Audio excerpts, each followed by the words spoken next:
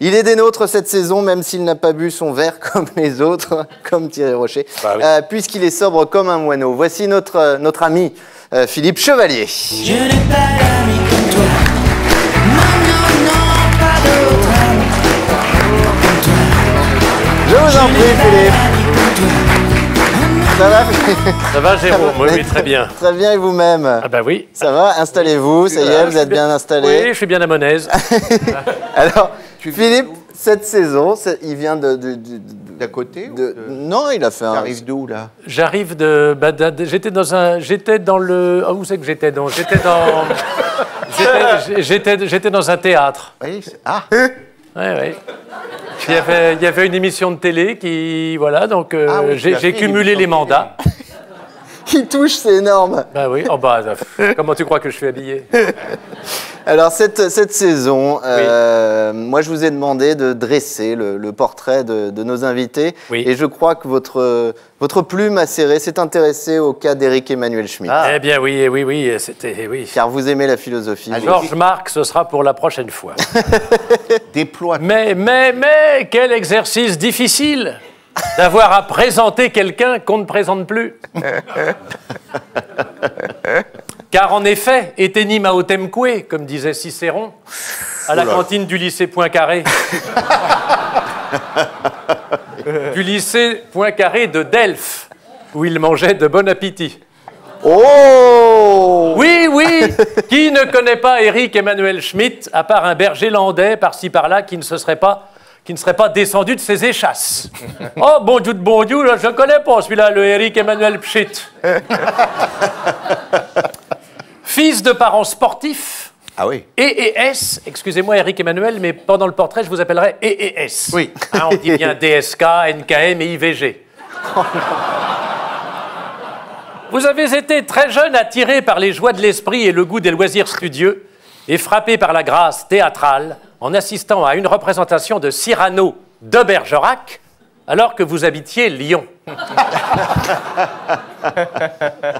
J'ai calculé, surtout à l'époque, il n'y avait pas d'autoroute. Lyon-Bergerac, ça fait une trotte, mais madame, votre mère, était championne de course à pied. Votre père avait remarqué votre intérêt précoce pour la philosophie, puisqu'à chaque fois que l'on vous disait « tu es né Kant », vous répondiez « au mois de Marx ». De même, vous vous plaigniez souvent des cris de votre petite sœur en disant à vos parents « Égale tout le temps ». À Noël, comme cadeau, pour jouer, vous vouliez des cartes. Et pour les grandes vacances, vous désiriez aller chez Mémé dans la Sarthe. Ah. Votre vocation de médecin, si. Ah bon? D'abord contrariée par vos études de philosophie, a été finalement consacrée par l'obtention de votre doctorat. Très bien. Elle n'a pas tout à fait fonctionné, mais c'est pas grave. On la garde quand même. Dans ma besace, on coupera au montage. Si je fais le tour du parc. Ah oui. Sujet pour votre doctorat, Diderot. Eh oui. Au directeur de thèse qui vous demandait comment avançait votre travail, vous auriez répondu « Ça va vite, Diderot carbure ». Ah ouais. Ce qui explique votre penchant pour ce... Tu nous fais la totale. Oui. Oui. Allez! On va se mettre à deux. Ce qui explique votre penchant pour ce qui est raffiné. Et que pour vous, nous le savons, l'essence précède l'existence. Oh là là, ouais, mais là c'est... Ah bah oui, bah, là, c'est tout en on n'est haut, pas là. n'importe où non plus, avec tout en n'importe haut. qui.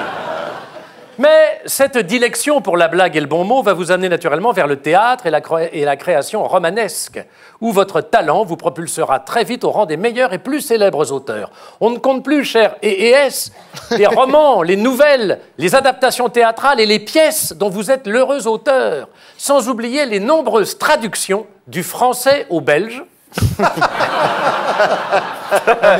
Oui, Mais sérieusement, hein, mais oui. j'étais traduit en wallon. Oui, mais je Le comprends. wallon, c'est du français. Non, c'est pas du français. Ah non. Non, Wallon. C'est loin, Wallon et Futuna.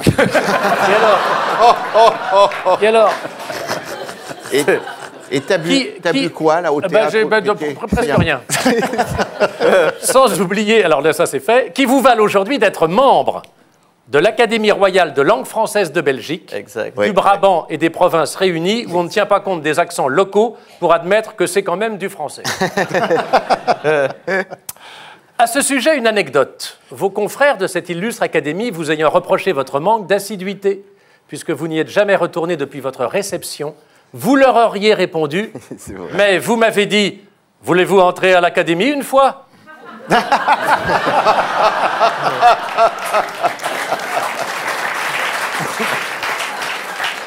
Je n'y suis donc allé qu'une fois. En tout cas, les Belges ne vous en veulent pas puisque vous faites maintenant partie de leur communauté. Et je vous comprends. Combien d'entre nous auraient aussi envie de dire « Je quitte Madame France pour aller voir Madame Belgique parce que j'en ai assez de Monsieur Hollande ».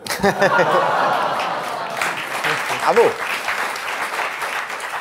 Vous avez écrit « Quand je pense que Beethoven est mort alors que tant de crétins vivent ». Je comprends. Mais imaginez un instant un monde sans crétins. Bien sûr, il y aurait de la place sur les plages et dans les parkings. Mais il y aurait très peu de candidats aux primaires, par exemple. Ah oui, C'est vrai, c'est vrai. il y en aurait peut-être même pas du tout. Il y aurait peut-être même pas de parti socialiste. Oui, je sais, on peut rêver.